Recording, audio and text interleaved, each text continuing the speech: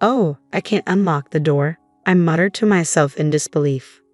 After a long day at work, I found my personal belongings strewn unceremoniously in front of the entrance as though they were discarded refuse.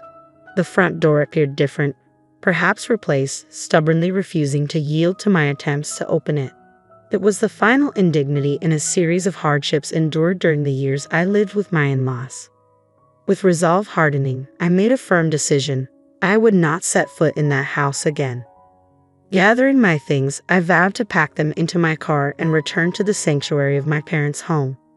Months passed, and just as suddenly as I had left, a message arrived from my estranged in-laws, rekindling a connection long thought lost.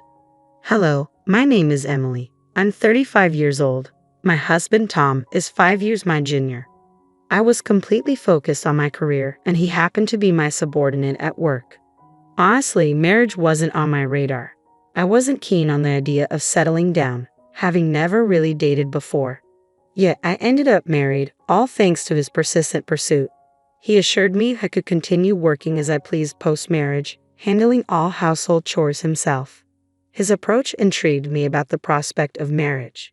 And it's not that I oppose having children. Even though I had never been keen on marriage, thoughts of having children occasionally crossed my mind. Approaching 35, I realized time was running out if I wanted to start a family, so I chose to marry my current husband. Initially, it was just the two of us after we married. True to his word, he supported my career and took on most of the household responsibilities. However, our situation took a sharp turn about 6 months into our marriage when my father-in-law unexpectedly passed away. The sudden loss of my healthy father-in-law left my mother-in-law and my younger sister-in-law, Catherine, who is 33, reeling. They claimed they couldn't manage on their own. She's a freelancer with a decent income, but her focus on fan activities means her financial stability isn't robust. I always felt she should pursue a full-time job. Whenever Catherine approached me along with my mother-in-law, Tom broached the idea of us all living together. "Emily, have you considered moving in with my mom and sister? You can continue freelancing as usual, and having them around would lighten the household workload even more. What do you think?" "Tom, I'm okay with keeping up my work, but I'm not sure about taking on more household chores. If your mom moves in and we're assisting her, shouldn't she be handling most of the household tasks?" "Fair point. I'll talk to my mom and sister about it. Please think about living together." "I'll wait until I hear a clear response from your mother and Catherine. I have my own life and financial considerations to take into account. I've made it clear to my husband that I want all aspects carefully considered. It may seem cold, but caregiving involves careful planning." Ultimately, my husband assured me that his family would manage all household chores. I thought about insisting on a written agreement, but kept that thought to myself. Well, they're technically family, so I trust they'll keep their word. And so we moved into my husband's family home. On our first day there, I paid a visit to greet my mother-in-law. "I'm looking forward to living together. As Tom may have mentioned, I'll continue with my work as usual, so I hope you and Catherine can manage the household chores." In response, my mother-in-law didn't even glance at me before remarking, "Why did Tom marry someone like her? She works, so all the household chores will fall on me. Is that acceptable for a wife? Normally, a wife would handle both work and household duties, wouldn't she?" Her expectation that she would do it all was simply unbelievable. She made sure I heard her loud and clear before exiting the scene. "What? This isn't what I expected at all." My mother-in-law's words left me feeling uneasy about our future life together. As we busily sorted through our belongings, Catherine suddenly appeared at the doorway and remarked, "I ended up with a less than adorable sister-in-law. Poor Tom." With that, she swiftly departed. Not again. First my mother-in-law, now Catherine. I couldn't understand why they would choose to live with me after speaking about me in such a way. Later, I would discover that it was all about my money. Shortly after moving in together, I noticed something troubling. On our first day under the same roof, despite their earlier sarcastic remarks, both my mother-in-law and Catherine completely ignored me. They managed to prepare meals only when my husband was present, but they made no effort to assist with cleaning or laundry for me. I attempted to confront them about their broken promises several times. However, whenever I addressed my mother-in-law respectfully as "ma'am," she would shoot me a sharp glare and walk away, making it clear she had no intention of engaging with me. Catherine didn't behave exactly like her mother. but I found myself unable to protest against either of them. Over time, doing my own laundry and cleaning after returning from work became a regular routine.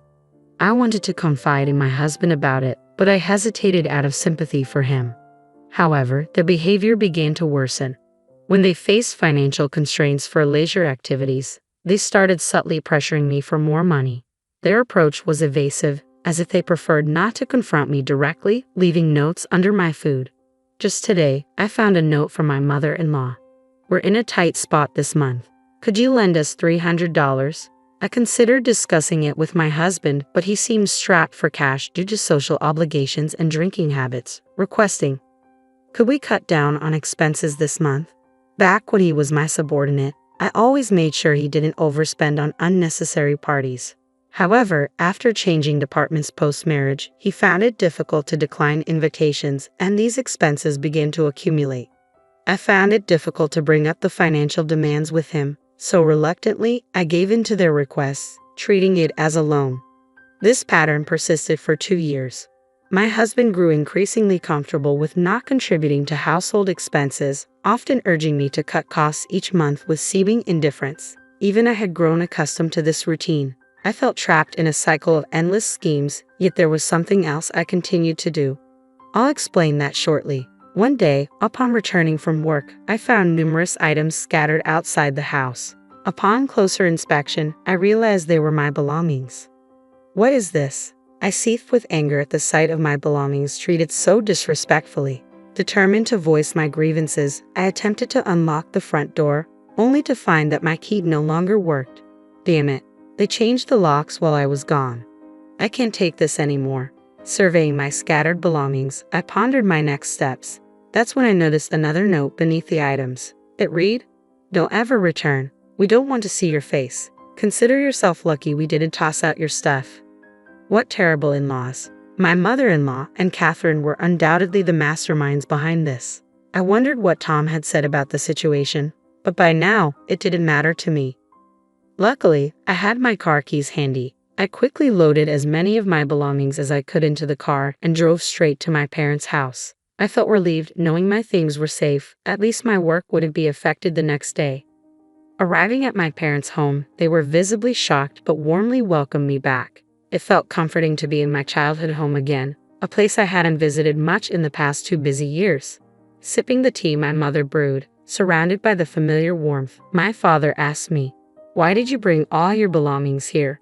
Did you leave their house?" Marriage requires patience, I mused, reflecting on the weight of those words. For 2 years, my interactions with my mother-in-law and Catherine were sparse, limited mostly to the occasional reminder notes about money. Tom gradually became reliant solely on my income, and recently it felt like he viewed me merely as a convenient ATM. I endured this situation until now. When I confided in my parents, they empathized, saying, "Emily, you've been patient enough. We won't ask you to endure any longer. Now that they've driven you away, there's no reason to go back, right? Perhaps you should consider sending Tom a divorce notice." That's true. He seemed like a decent young man when you married him, but money has a way of changing people. It's a shame. Both my father and mother showed genuine sympathy for me, a kindness I hadn't experienced in the past 2 years. Tears unexpectedly welled up in my eyes. "Has it been that tough for you?" my father asked, his expression filled with concern. "No, it's just that I haven't felt this level of sympathy in a long time. It's comforting, like you said, Dad. I'll send Tom the divorce papers, but I want to observe the situation for a while. I have a feeling something interesting might unfold soon." Indeed, I sensed that some action would unfold soon. Surprisingly, that moment arrived about 3 months later. By then, I had moved out of my parents' home and settled into a new apartment of my own. Never did I imagine reclaiming control over my earnings to spend as I please. I hired a household service for chores, freeing me to enjoy my days off with trips and purchases I had long desired, unrestrained. Each day reminded me of the value of my hard-earned income. I began questioning why I endured those 2 years. It dawned on me that perhaps I had been influenced or even manipulated by my in-laws. Then, precisely 3 months after my keys were changed and my belongings cast out, my smartphone buzzed with an unexpected call. Initially, I considered ignoring it. After dismissing the first call, my phone buzzed again, then a third time in rapid succession. "They must be in some trouble," I surmised. I picked up the next call, and immediately the fourth one came through. Hello, Emily, where are you? I went to your parents' house, but they wouldn't tell me. I also tried your workplace, but they wouldn't disclose your whereabouts. It was my mother-in-law, someone who had ignored me for the past 2 years. Her voice, which I hadn't heard in a long time, sounded cautious. Despite answering the call, I remained silent for a moment, relishing the anticipation of what she might say next. Hello, Emily, are you there? Come back soon and restore our lives. We can't even afford to go out and enjoy ourselves. What are we supposed to do now? I had thought that living without spending money on leisure would suffice, but evidently, that wasn't the case. Our phone and electricity are on the verge of being cut off. We're at our wits' end. Please come back immediately. Does she not realize she's only thinking of herself?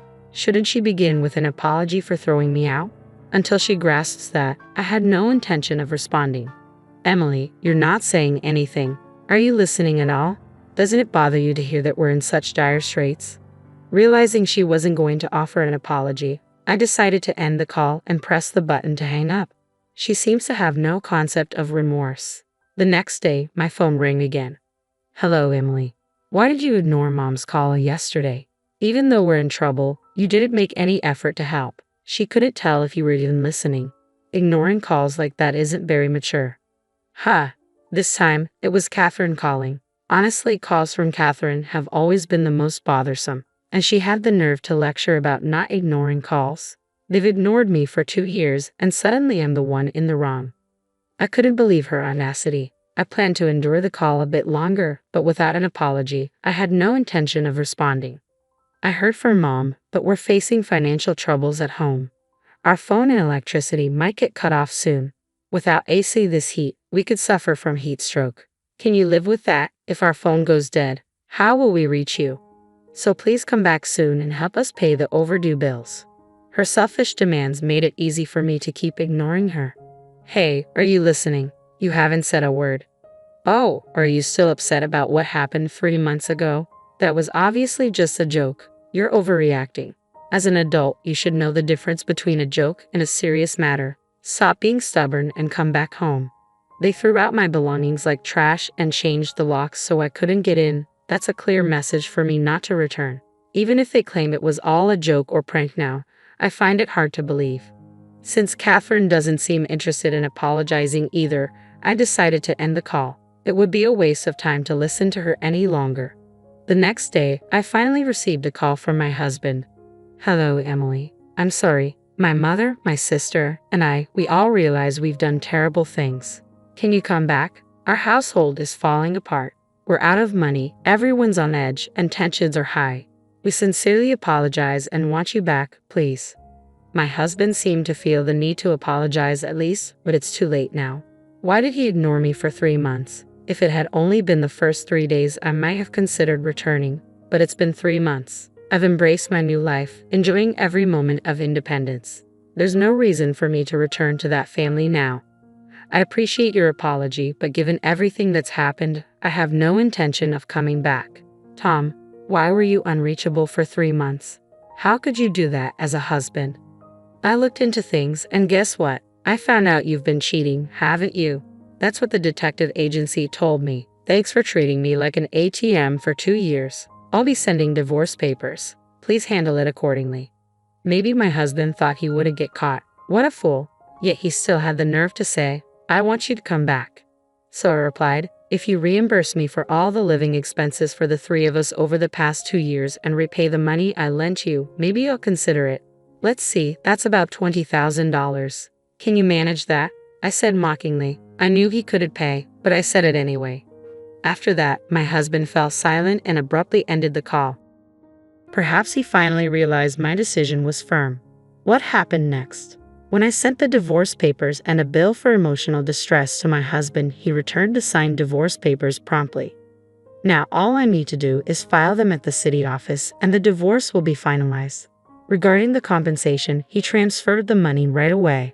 In fact, I included a note with the bill threatening to expose him to his company if he didn't pay promptly. Fearful of this, my husband likely sought a loan to cover the compensation. I heard from sources that their family home is now on the market. It seems they're struggling financially and trying to raise funds. However, selling their primary residence hastily means they'll now have to rent elsewhere. Considering the cost of rent and utilities, selling their house may not have been the wisest decision. They were likely driven by the immediate need for cash and didn't think through the long-term consequences. Whatever happens to that family is no longer my concern. As for me, I'm thoroughly enjoying my single life. I've had my fill of marriage. Moving forward, I plan to work hard and savor my personal life, embracing my independence.